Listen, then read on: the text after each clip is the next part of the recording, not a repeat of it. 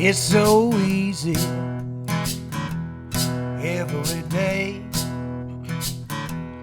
living in Lubbock, the one and only LBK. 'Cause we got rock and roll, we got the blues, we can honky tonk in our cowboy boots. And through the dust in the rearview mirror, you can see our rhythm and roots. And through the dust in the rearview mirror, you can see our rhythm and roots.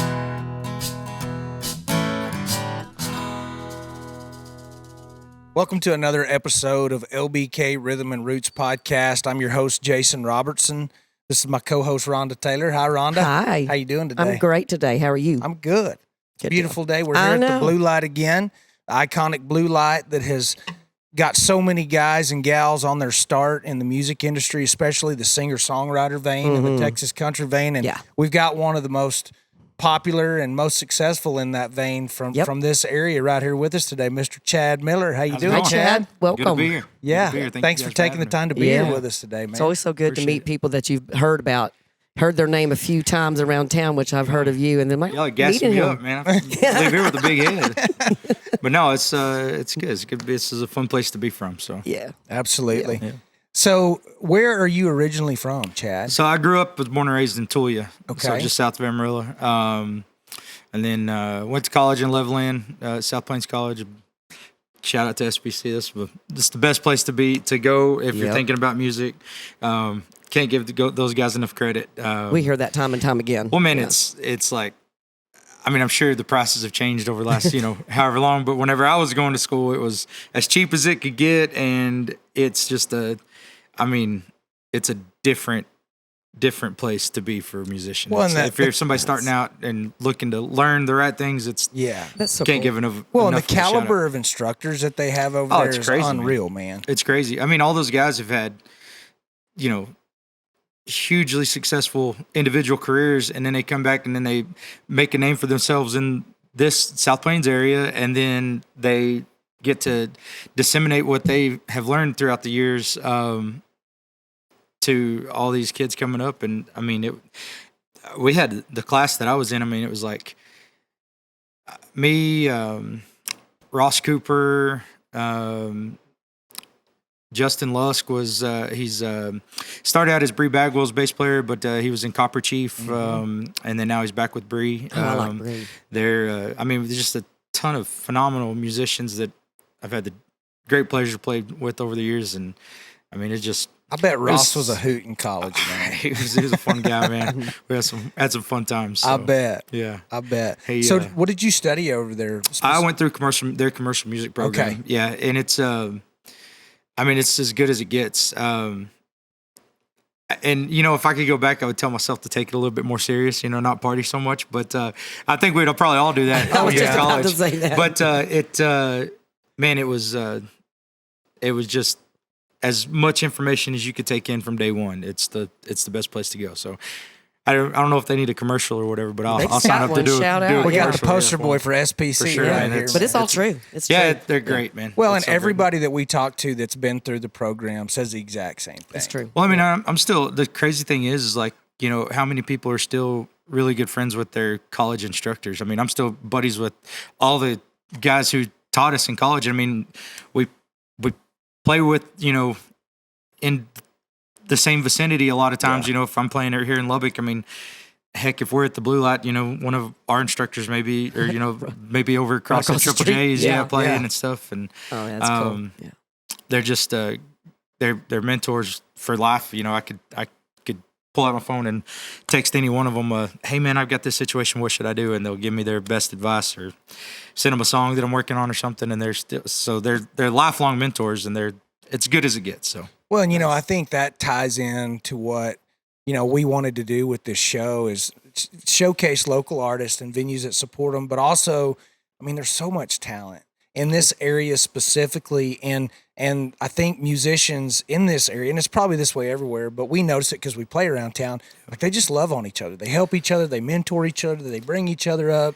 Well, I think it has a lot to do with the area that we're from, because this is not an easy area to be in. I mean, if you look at like back in the day, in the 20s and 30s, and even before that, our ancestors that farmed this area and that ranched this area, they were hard people. They went through a lot of tough times, and I think that persona is ingrained in the culture of this area, that it's a tough place to. You gotta really work to make to have a happy life here, which is a good thing. It's not a bad thing. So that means that you get to create your own happiness up here. And then in the music industry, there's not as many people as there is in the Metroplex or in South Texas or in the Hill Country or wherever. And so every person that you would call a fan, I mean, you have to work for here. That's right, because there's just fewer people. So you really got to work to flip their switch, and so every person that you earn, every fan that you earn, I mean, it's well fought for. So, and I think it shows in the culture of the music ecosystem in this area. Yeah. Good word for it. I like that. Yeah, absolutely.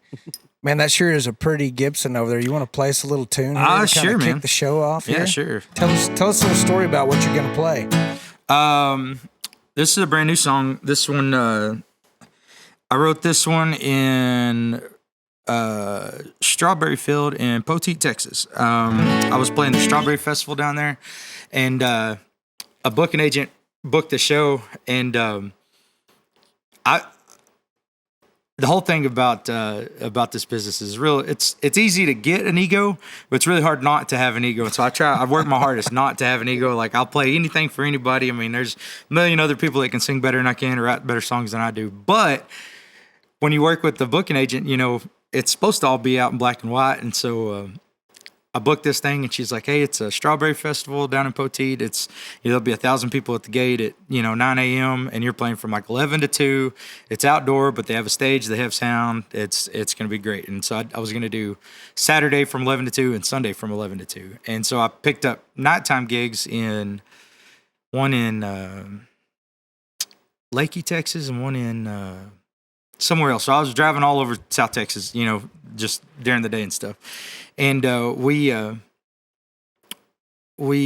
get there, or I get there, and I was just in my van, and I haven't done this since college, but I told my wife, I said, "Hey, I'm just gonna camp in the van. Like, I'm not buying a San Antonio hotel room for $400. It'll eat up all the profit for the weekend. I'm gonna make a bedroll. I'm gonna camp in the van." I pulled the seats out. I'm like, I'm just gonna do it. Weather's supposed to be beautiful, and pull up to the gate. And the venue was great. They were the nicest people in the world. But I pull up and I say, "Hey, I'm playing music today." And they said, "Okay." And I said, "Okay, where's the stage?" And they said, "Okay, see those 2 pallets on the ground next to that big oak tree? That's the stage. And then there's power. There's an extension cord ran to the tree." And I said, "Okay." And I said, "And is the sound system?" "No, you got your own sound." I was like, "Okay." Well, luckily I carry my own stuff, so it wound up working out. But it would have been really easy to be upset about, be mad at the booking agent or whatever, because that's not absolutely. But so in my back of my mind, I'm sitting here thinking like, man, I could be upset about this. But it was like 68 degrees. I'm in the middle of the strawberry field and wildflowers, and there was 1,000 people at the gate at 9 a.m. trying to get in, and I'm the first person they have to see to walk by. So everybody had their cash in their hand just from making the gate, and then so they throw in the tip jar, which wound up being a great couple weekends, or a great couple of days. But so the first day I played, I got done. I went and played the other gig, and then I asked them. I said, "Hey, can I pull?" I'm like, if the stage is right here, I park my van, right there by the wall. And so I asked them. I said, "Hey, can I pull back up and just park here, camp here tonight?" And she was like, "Oh yeah, absolutely." So I came back in late, stopped and got me some Whataburger, and pulled back in. And 24 miles from downtown San Antonio. And man, you can't see the lights, you can't see anything. It's you're out. You're out in the middle of nowhere, and it's just a beautiful. I bet that was beautiful incredible. field of flowers and strawberries, and there's moisture in there down there. So I mean, there's blue bonnets everywhere, and it was gorgeous. So I pulled my bedroll out, and I had a bottle of whiskey and some Whataburger. I was like, man, I'm gonna sit out here and write a song. And so I knew I had about an 8-hour drive the next day, and I was thinking about coming home, seeing the wife and kids, and kind of getting back to basics. So I wrote this song. This one's called "Lean on Each Other." So.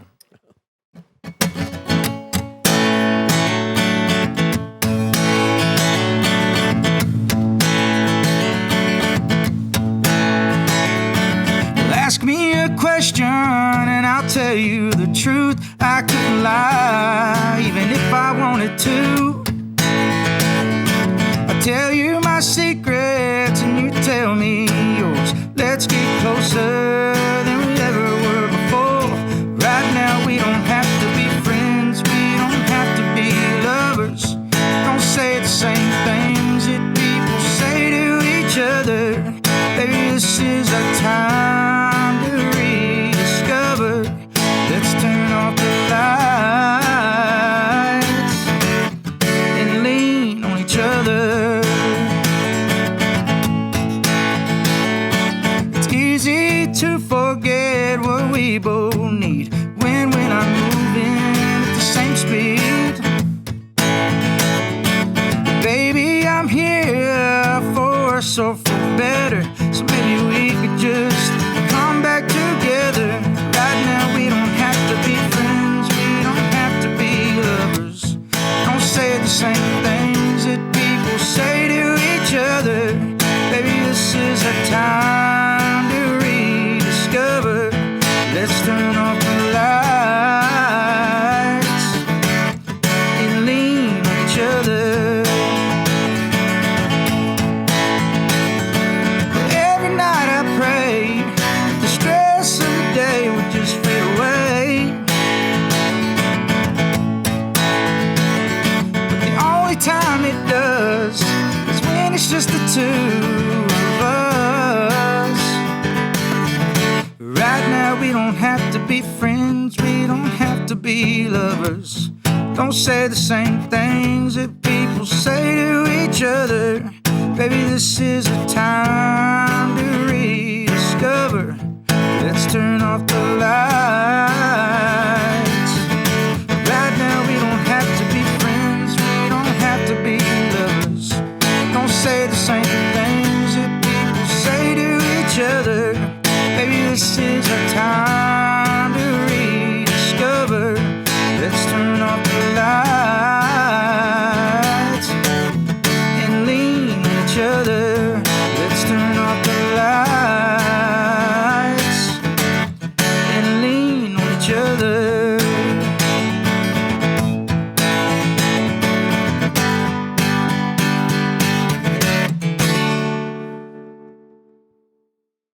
Man, that's a great Right song, on. brother. Yeah.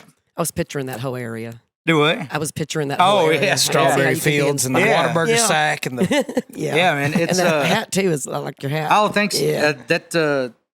I was actually hanging out with a buddy from SBC that when I got this hat, he's one that plays for Bree Bagwell, and we were down in that area, and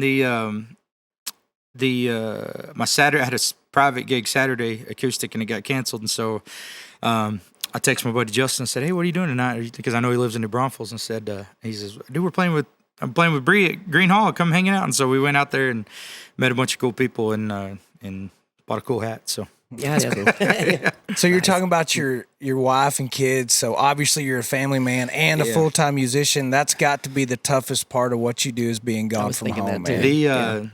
I mean, she's the one that makes it work. I mean, my wife's I hit the jackpot with her, man. She kind of knew the deal. She kind of knew what she was getting into, I think, when we got going, but maybe not to this extent. I don't know if she was really ready for all that, but we got 3 kids and been married for 14 years in October. So That's great. You're doing something right. it's all her, man. She makes it easy on me. So because I bet I'm a chore. How old are your kids? I've got a 13-year-old, a 9-year-old, and a 5-year-old. Oh, wow. So y'all are busy. It's something, yeah. But no, it's always there's always something going on. But we have a good dynamic because, like, if I'm home, Sunday nights, Monday, Tuesday, Wednesday, most of the day, and then some days Thursday during the day. Try to do as much as I can to help out around the house, go pick up the kids, take them wherever they need to go, and she kind of takes over that role. Wednesday night, Thursday night into the weekend. So it's a great dynamic, and I don't know how I got that lucky. That's wonderful. Yeah, that sounds like you in a way. Yeah. Yeah. Love that. So that song, is it on your newest album or the one that you're in the studio, right? We're in the studio right now. We've got one single that we should get back from mastering, hopefully next week or so. So we've got a single that's coming out in June, and then these others will be kind of subsequent after that. So we've got, I learned a lot whenever we put out the first album so this one's I'll do it a little bit different. So we're going to do a few singles before we put out a whole album this time. So we've got this new single that'll be out in June, and then we'll have several after. Do you see benefit in that and releasing a couple singles before you put out a full album? I learn from my mistakes quite often because I make a lot of them, and that's what you're supposed to do. Yeah. Our first album, granted, it wasn't really a mistake. It wasn't anybody's fault, but our first album, its release date was March 20th of 2020. So that was like the week that D-Day. The week that it's kind of that week that everything fell apart and for the pandemic. And so we had put out one single from that album before that, and then I told the guys, I was like, hey, let's wait. We'll pull it. We'll wait. They're saying 2 weeks, so we'll just wait 2 weeks. We'll bump our release, and over the course from the day that we were supposed to release it to those next 2 weeks was we lost like 64 out of 72 gigs that we had for the summer. Ouch. Booked, and some of these were like great opening spots that we were going to get to put our music in front of a big crowd, and it's I mean, granted, like we weren't dying from COVID, it could have been a lot worse, but it still was tough, It was a crazy time. Career-wise, for sure. And so we waited, and finally I got impatient. And in July of 2020, I told the guys, I was like, look, we worked on this thing for a year, spent a lot of money on it, a lot of time. We think these songs are good. We're just going to put it out. And so we did. And we did all grassroots promotion. We didn't hire anybody to do it because nobody could tour. So it wasn't really worth, at the time, we couldn't justify like sending it to radio if we weren't going to be touring in those spots where the radio was going to play it. Yeah. And so it was definitely a learning experience. But now that things, knock on wood, now that things are kind of back to normal, we're going to do release, single for single, and then bundle them together at the end and put them out as a whole piece of work. So that album that you dropped in 2020 during the pandemic, were you able to do any kind of release or anything, or did you have to wait? Yeah, no. So we did. Funny enough, this place is, I always call this our home bar. The Blue Light it's one of those types of places, playing a lot of places, but this place is the type of spot that like, there's some ghosts in here. There's some spirits in here. There's some magic. There's some blood and sweat and whiskey on the stage that just like, when you walk in here and you're ready for a show, it holds some weight and you can feel it, the levity of the room. And so this place is as good as it gets, in my opinion. We play a lot of places, and this is this is probably my favorite place to play. But they were kind enough to work with us, and we did a live stream release here at the Blue Light, and it was the weirdest show we've ever played because they would only let us have 10 people in the entire building, and so we had like me and the other 3 guys in the band. Then we had a girl that was singing backup vocals and harmonies, and we had the guy running sound, and then we had the guy running the live stream, and I think there was 1 or 2 other people just helping us with the gear and stuff that stayed for it. But it was we had the live stream on a big screen so where we could kind of watch it, but it was such a weird dynamic to try and play those songs at a high output with nobody in the room with you. Yeah. It was just because as a musician, we feed off the crowd. You have and to, when yeah. they're into it and that energy's there, man, it makes for such a better show. So I bet that was difficult. It was a weird time, especially debuting a new album. Yeah, that's the thing too. Is some of these songs we hadn't really played to a lot of people, and so whenever you play a new song and you can introduce it and kind of tell people about it, and then you give them the chance to make their determination on whether it's good or not. In a live setting, they can give you immediate feedback, whether it's a cheer or a whistle or throw 20 in the tip jar or bring you a shot to the stage. Like, you can feel if it went over well or not, or if you just still need to rework it, or if it's, scrap it or whatever.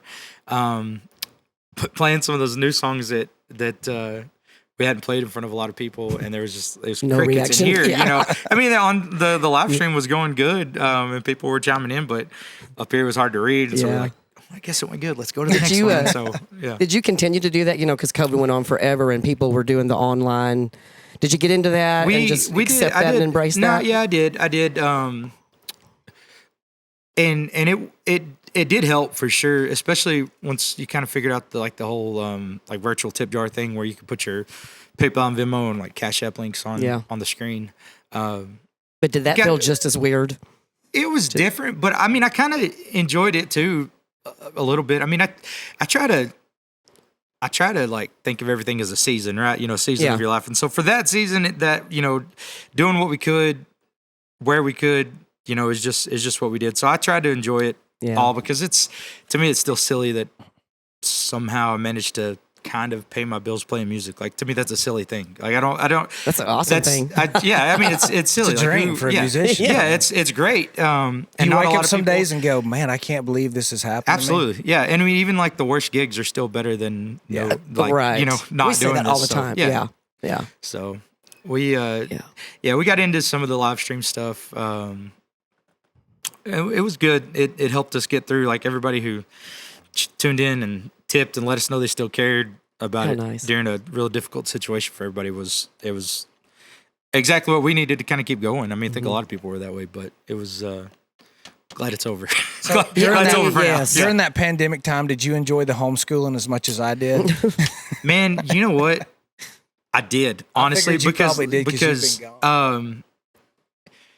It was weird because, we were we ate family dinners at the table every single night. I got super into Fortnite with my boys, my two older boys. We would get on, play games, and I mean, it was a weird time. I knew it wouldn't last forever, and so me and my wife both kind of had the mindset this is not always going to be this way, and the kids are young, so let's take advantage of it. And we really did, man. I wouldn't trade it for anything. And then before that, I was kind of doing a bunch of acoustic stuff as before my band really kind of got up, got going full band a lot. And so I was playing 5 or 6 nights a week, 3 or 4 hour sets. And so my voice really needed the rest. Like, 3 to 6 months off without playing a gig was it's what I needed at the time. And so I'm grateful for it, but I'm glad we're in a different season of, the way things are. So were all those solo acoustic gigs, most of them?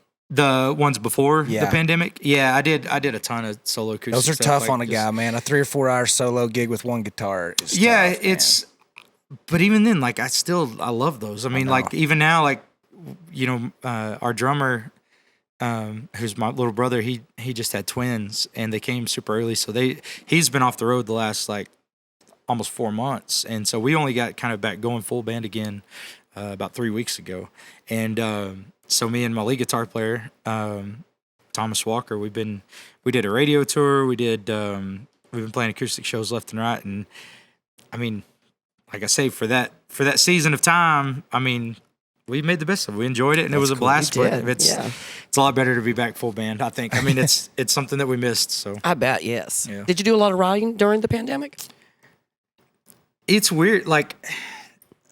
I don't know. The way I write is kind of weird. I won't write for 6 months, and then the next day, 3 songs will just happen. So we did pull out. I think we got 5 or 6 pretty good songs out of that time frame. But even now, we're just now putting them into the set and doing the pre-production on them to where we think they might get cut. So. And that's the fun part of those to me, is taking those songs that you've crafted from an acoustic to a full band production. It makes them come to life, Well, and then having just that song that I just played, that Lean on Each Other, from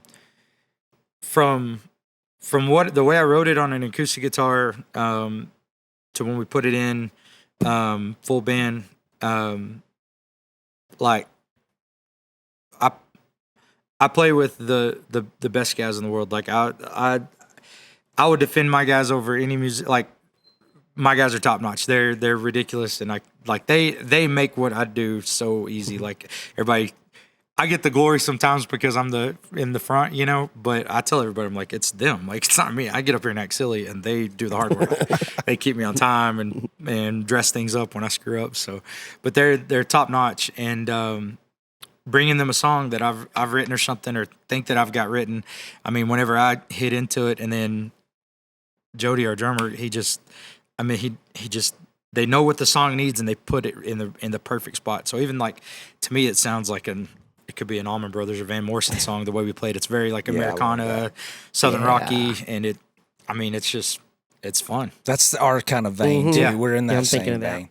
Well, can you give us a sneak peek off of this album that you're in the studio with? Can you play us something off of it? Yeah, let me make sure I'm still in tune. When is this album supposed to come out? The album I'm not sure yet. We've got a new single that'll be out in June. That'll go to radio in June. We're thinking another one that'll go in like September, October. And then probably another one in January, February. But we're not really sure because we've got 15 or 20 songs that we're kind of ready to put out and that we play live. Or a lot of them we play live. But all of them won't be singles, but we're trying to decide whether we're going to part them out into like 3 EPs or put them all together as a album. So we don't know yet. We're still working on it, but there will be groups of songs that come out, whether it's an EP or an album, hopefully next year. So be looking for that. So this is one, talking about the band. My brother and I, our drummer, we were writing one day, and we kind of were talking about words that don't rhyme with anything, and then we got off on this tangent,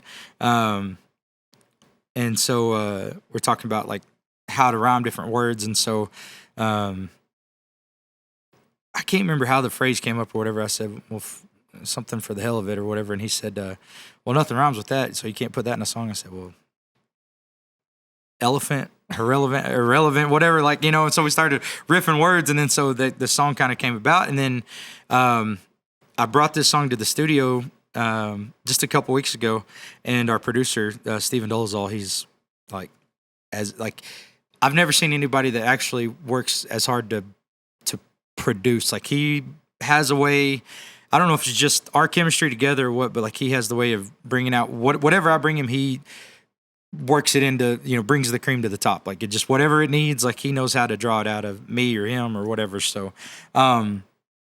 We blew the song apart and like reconstructed it and rewrote the chorus, and so like we'd already been singing it live for like a year and a half, and I'm like, no, you can't do this to my baby. This is my song, man. And he's like, well, this line doesn't make sense, so it's got to go. And I was like, all right, well, I'll give it a shot. And so it was objectively better, and so we rewrote it. So this is like week 2 of playing the new version of it after a year and a half of playing it. So anyway, this is gonna be our new single. This one's called For the Hell of It.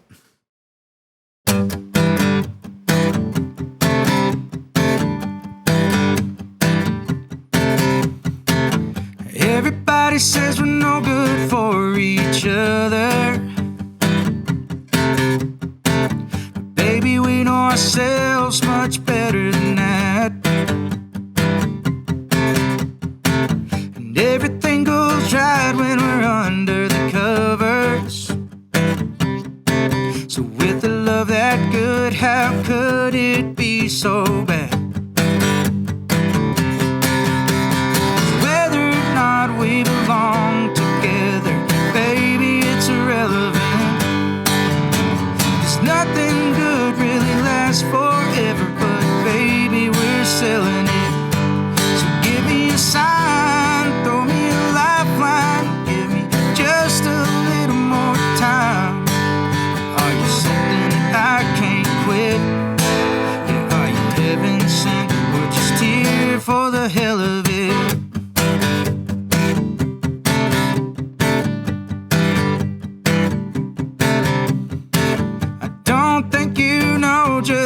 what you do to me. 'Cause it feels like we're just out here having fun. I swear sometimes it's like you see straight through me. And it's enough to keep this poor heart on the run. 'Cause whether or not we belong together, baby, it's irrelevant. 'Cause nothing good really lasts forever, but baby, we're selling it. So give me a sign, throw me a lifeline, give me just a little more time. Are you something I can't quit? Yeah, are you heaven sent or just here for the hell of it?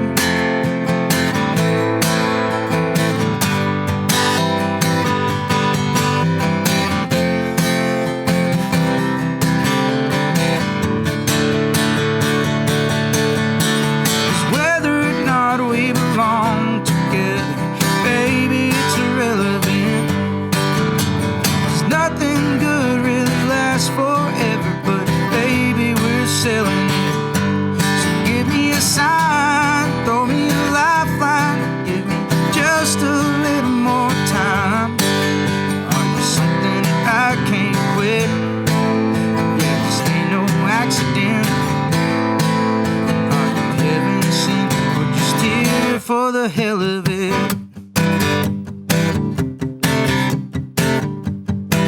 Are you here for the hell of it?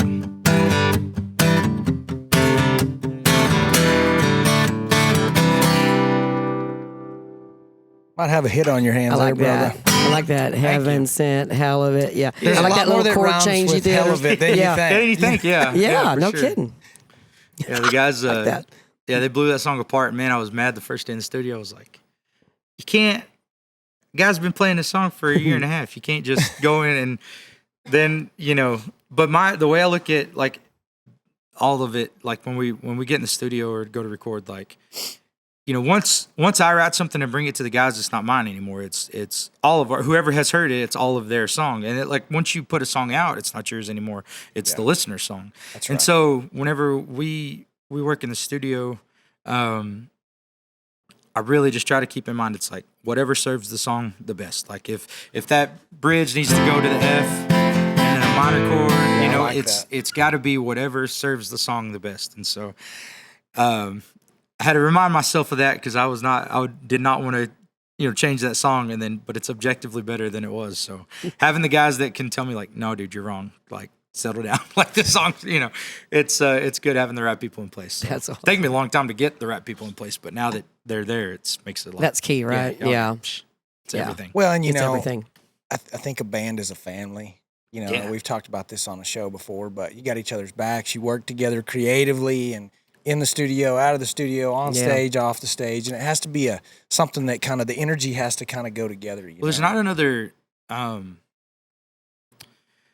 another profession like it because like I wear 99% of the hats. Like I do all the booking, I do all the merch and design and songwriting and mechanic on the band van or whatever. Like I do not like most of the jobs, but I'm asking these other three guys to have faith that I'm putting the right songs in place or that I'm writing the right way or that we're building the set list the right way or that or that I'm gonna remember the words and the chords or that I'm booking shows that are gonna at the very least pay, or much less like have a good crowd or, benefit our career in some way.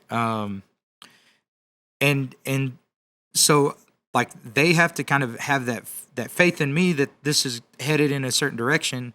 And then I, in turn, like I have to rely on them to be completely on, like, tell me the truth if something sucks or if it's like you'd rather do something else. Like I can't have you on stage hating a song that we play because, I don't want you, like, this is not that type of job. I mean, people go to work and hate their jobs every day. And That's right. This can't be that Man, that thing. no kidding. Like, this can't be that thing. This has to be something completely that we're all in. I mean, not every aspect of it is the funnest, like booking sucks, booking is the worst. It's like I spend Monday, Tuesdays, Wednesdays replying to emails and sending out new emails and making phone calls that 80% of them don't get answered, Yeah. And then you have to follow up and by the time, fourth or fifth time you follow up, they finally click the link and like, oh, you guys are okay. Like, come give us a date, So it's, having the right people in place is everything. Yeah. So, yeah.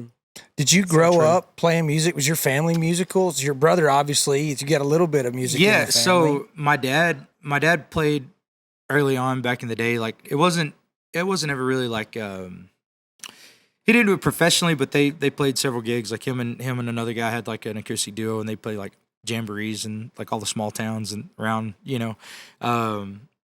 But it was something they always enjoyed. And then my parents growing up, like they were avid music goers, so they were always dragging us along to some concert that we as kids didn't care about. We didn't want to go see. But now looking back, like I wouldn't trade that for the world, because I got to see some amazing artists at a young age that I would never think that I would get to see. I mean, one time I think I was, 7 or 8 years old, and they took us to the UFO festival in Roswell, and Merle Haggard was the headliner, and we go downtown. We're walking downtown during the day, and like they have all the UFO, the alien shops and stuff, and there's a little coffee shop, and there's a crowd of people around, and my dad's like, well, I'm gonna go see what everybody's looking at, and so he goes in there, and Merle Haggard, Willie Nelson, and somebody else were in there playing dominoes. And so I've got a picture of somehow my dad talked him into taking a picture with me and my brother. And so we've got a picture where it's like me and my brother and Willie Nelson and Merle Haggard. And man, I can't remember who the other guy was. But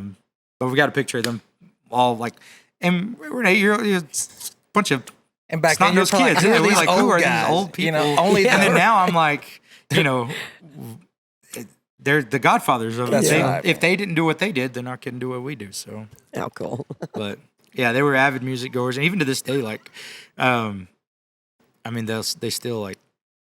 they still go to what a fun concerts thing all the time. To take y'all to.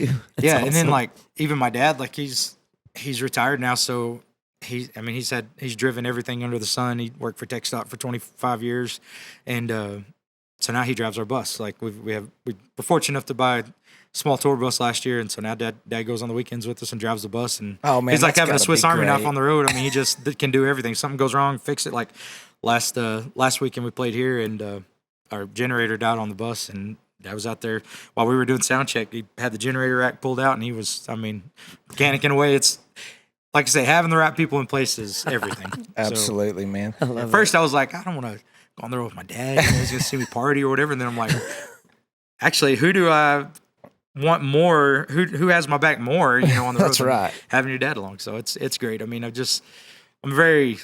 It's silly that I'm this fortunate to have the things in place. So. Well, and you've also been fortunate, man. You've played with some pretty big names. Yeah, I mean, it's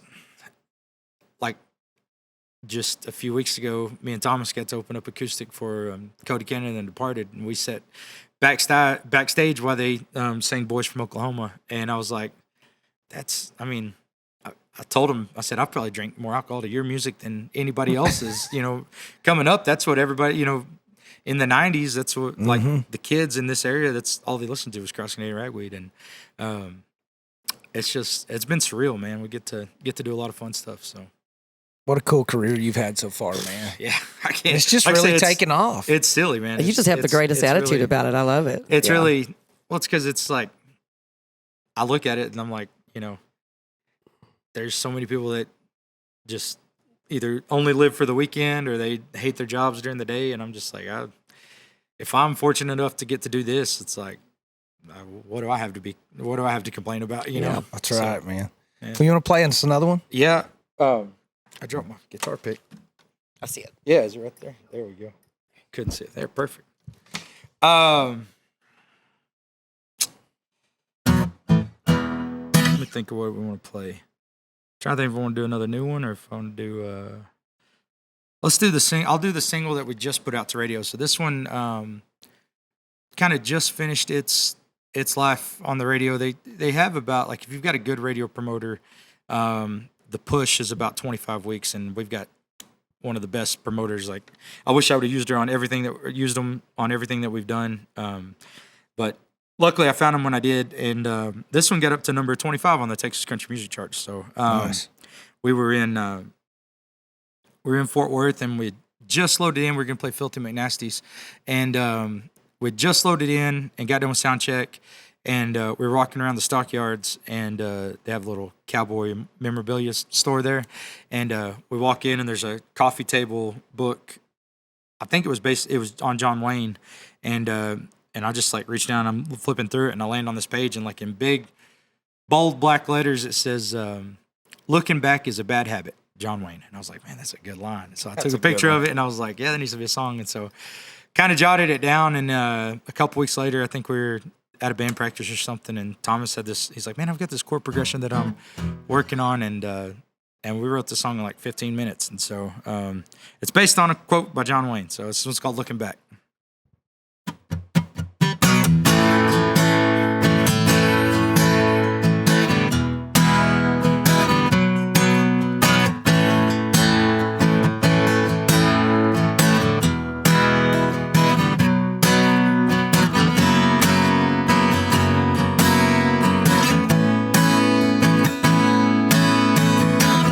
Find myself alone at the bar, and I can't help wondering where you are, 'cause I'm thinking you're probably missing me too. So I pull out my phone just to check the time, start to dial your number like I've done 1,000 times, and I'm thinking you're probably missing me too.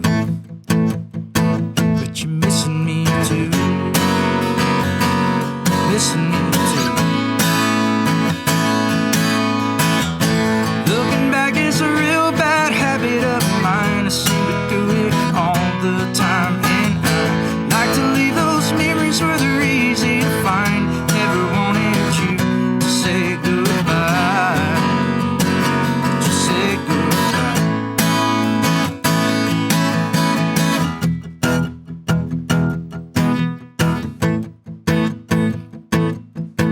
As I drive down Main Street, I see your car in the parking lot of every single bar, and I'm thinking you're probably missing me too. 'Cause I see your face everywhere I go, and I find myself still holding out hope. Yeah, I'm thinking you're probably missing me too. But you're missing me too. Missing me too. Looking back is a real bad habit of mine. I seem to do it all the time, and I like to leave those memories where they're easy to find. Never wanted you to say goodbye, but you said goodbye.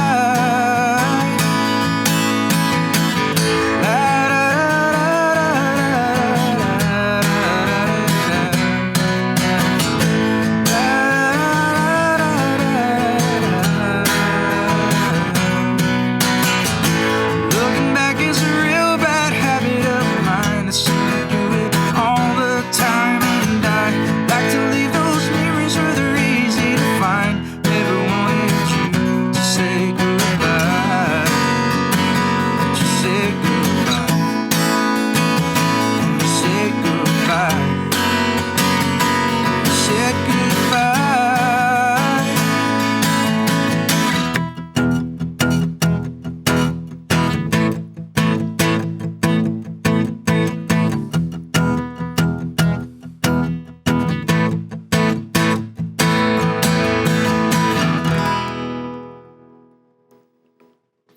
Great song. Yeah. Thank you. That one sounds fun with sounds like a 80s hair metal song when we turn on the electric guitars for that one. So that was a I little bet more that one's driving and fun. rocky. Yeah. Yeah. It's like fun that. to play. So, man, you've kind of been in the ups and downs of the music business. I mean, from starting as a young age, going to school at South Plains, and having a professional music career. What advice would you give young musicians trying to get a break in the business, trying to make a name for themselves, or even just trying to get started? Don't do it. No, I'm just joking. No, no, it's the best job in the world. So like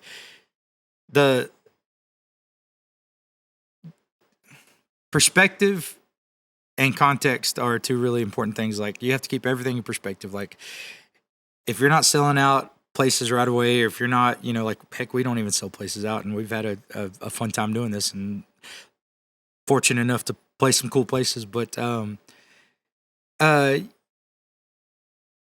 it's hard to do, like, to really be serious about it and do it as a hobby. To, like, I mean, if this is something you want to do in your life, like, but having the right people in place, like, having people understand, like, hey, like, I might not be out partying with you on Saturday, Friday night because I've got this to do, or, like, you have to have your priorities in order. And then, like, if you're a singer-songwriter, if you're, like, looking to get started, like, the biggest thing I can tell you is, like, get 3 hours worth of music as fast as you can. Like, I mean, and, you can have the iPad or whatever, but, like, if you're looking to get acoustic gigs, like, most of these places, they want cover songs, and they'll let you sprinkle your original stuff in here and there. But get 3 hours worth of music that people want to listen to. And then you can book 3 or 4 gigs a week and make decent money at it, and then hone your craft, and then you're a full-time musician. So that, for me, that's like, if you know how to play guitar and sing, get 3 hours worth of music as fast as you can, whatever your genre is, and then start selling yourself to these places that do live music every night, and then come to places like the Blue Light on Monday nights to do the songwriter thing. Yeah. I mean, there's nothing worse, or nothing better than being to flesh a song out on a live crowd. Like, I've got a couple of residencies that I do now, and I mean, that's almost all I do is I do original stuff so I can try out new things. I mean, and it takes a minute to get to that point where you're comfortable with it, but you got to look at it as, like, it's like the audience almost doesn't, like, they care, but they almost don't. Like, you can really get up there and do whatever you want. And if you tell them, like, hey, this is a new song, I mean, a lot of times they show you a lot of grace with it. Like, sure, they'll usually clap for it at the end, whether it's good or not. And, but yeah, man, like, as far as advice goes for somebody, I don't know that I'm qualified to give any, but, yeah, I would say, like, have the right people in place with you, and keep everything in perspective. And if you're the easiest way to get to where you can be a full-time musician is get 2 or 3 hours worth of music together as fast as you can, and then get it good, and learn to be able to take advice. Learn to be able to take requests. All of that is great advice. Grab an acoustic guitar. And I don't know about you, but I know for me that the more stage experience and the more live performing I got, the better I got, because it pushes you to get better. Absolutely. And play with better people. People that are better than you, that can kind of mentor you and help you. Yeah, absolutely. Like, I've gotten to become buddies with some people that I never dreamed would, like, that I was huge fans of before we ever met. And then we became good buddies, and I'm like, I don't know why they're my friends, but I steal something from them every time I see them play, And that's the other thing too, is I try to keep it like, man, I steal something from everybody we watch. Like, I think I do too. He had good crowd banner. He used this joke and it killed, or if they set up their merch a certain way, or they had a tip jar set here, or they did, I try to steal something from, because everything that's been done has already been done. So that's right. Use it and make it creative. And yeah. So where can people that are listening and watching this show find Chad Miller and the Good Fortune music? So chadmillerandthegoodfortune.com. It's a really long website, so just, you got to type it all out. It's just what it is. Our email address is even worse than that. It's booking@chadmillerandthegoodfortune.com. So it's really long. But social media, Instagram, Facebook, Chad Miller and Good Fortune. So, I mean, weekly gigs, do you post those on Facebook? Yeah, so Bands in Town is a really good app. Like, I post a lot of our stuff to Bands in Town, and then it populates our Facebook and website. So okay, yeah. Cool. You got one more you can take us out with, man? Sure.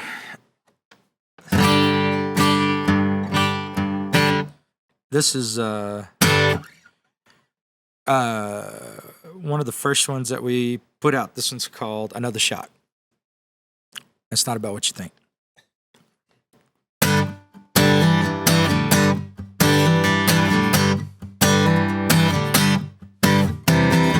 20 miles from my hometown, driving fast but I slowed down. It's gonna be hard to fix the hearts I've broken. I see your face everywhere. What you say, girl, I don't care. 'Cause I love you, and I think you need to know it. It's probably not the best plan I've ever had, but after all I've done, it can't be that bad. 'Cause I can only get so far till I wanna turn back and be where you are. Yeah, it's hard to leave when it's killing me.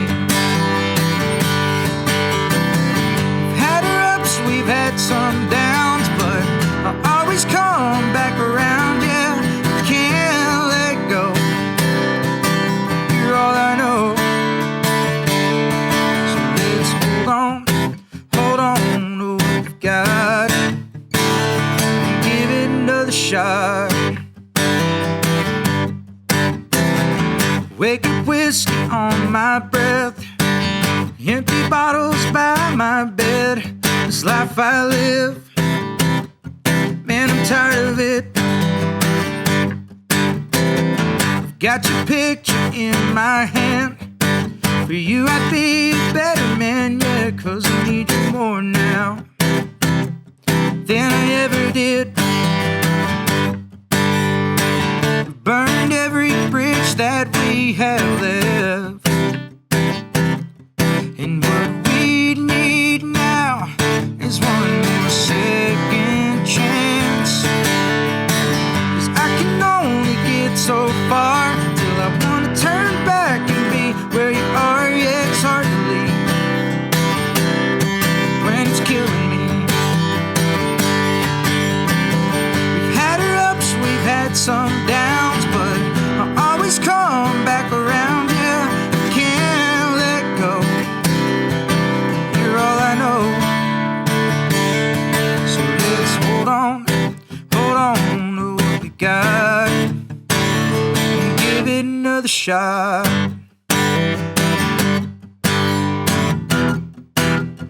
Give it another shot.